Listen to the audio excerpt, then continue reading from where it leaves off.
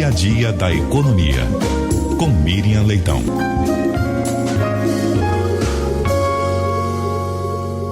Muito bom dia para você, Miriam Leitão. Bom dia, Milton. Bom dia, Cássia. Bom dia, ouvintes da Rádio CBN. Bom dia, Miriam. Começamos a semana medindo os impactos na economia de mais um conflito que se iniciou no sábado com os ataques dos Estados Unidos e de Israel ao Irã. Eu queria ouvir de você qual é a análise que se faz neste momento. Nesse momento, a economia já está impactada com o aumento do preço do petróleo, né, que chegou a bater mais de 10%. Enfim, ele vai ficar oscilando dependendo da gravidade. A primeira coisa que aconteceu é o que sempre se temeu em qualquer conflito com o Irã, o fechamento do Estreito de Hormuz. E eles declararam o fechamento do Estreito de Hormuz e eles têm capacidade para fazer isso. Teve também, e a Folha está dando essa notícia, um incêndio, um princípio de incêndio, não sei até onde foi, na refinaria de Ras Tanura, na Arábia Saudita, que é a maior refinaria, quer dizer, não sei se ainda é a maior refinaria. Quando eu fui lá, era a maior refinaria que eles tinham, mas é um complexo muito grande de refino, de produção, de escoamento de petróleo. E o mercado de petróleo hoje está meio estressado pelo fechamento do Estreito de Hormuz e pela incerteza.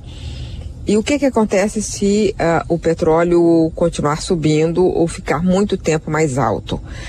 Que isso afeta a economia mundial, tem pressão inflacionária. Isso é ruim para os Estados Unidos, é ruim para o governo Trump, que tem uma eleição de meio de mandato pela frente. Então, o ideal é que tudo isso se resolva o mais rapidamente possível, sem maiores impactos na economia. O ideal para todo mundo, o ideal também para o presidente Trump. Mas ele criou uma situação muito imprevisível no Oriente Médio, né? Quando atacou no meio da negociação, eles estavam, bom a gente entender o contexto, que tinha uma negociação em curso com o Irã tinha feito uma boa oferta naquilo que interessa a todo mundo, que o programa nuclear iraniano. Eles se dispuseram a destruir parte do estoque do que eles tinham enriquecido a 70%, e eles aceitaram a supervisão da ONU para a sua produção de urânio enriquecido,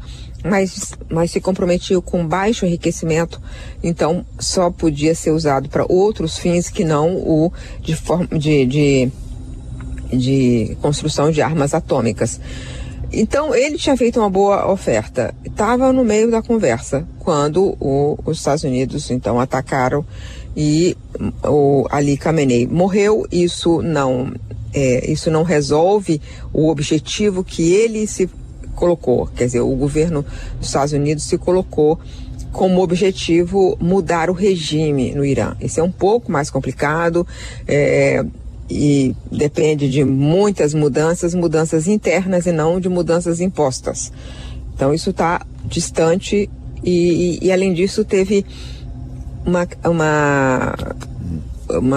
o Irã reagiu bombardeando os países do entorno. Ele evidentemente não consegue enfrentar uma guerra com tantos países lá do entorno, contra os quais ele lançou os seus mísseis, suas bombas. Então ele se enfraquece. É fácil ver que o Irã fica enfraquecido a curto prazo, a médio prazo. Mas do ponto de vista da economia, a economia nesse momento está sob estresse. E o estresse não se sabe para onde vai o preço do petróleo nem onde vai ficar. Qual é a notícia que atenua esse cenário? É que o petróleo estava muito baixo e o mercado estava muito ofertado. Então não tem, assim, não é um momento de escassez, não é um momento de petróleo alto. Então ele sobe, mas ele estava muito baixo. Então isso dá uma certa tranquilidade nesse primeiro momento.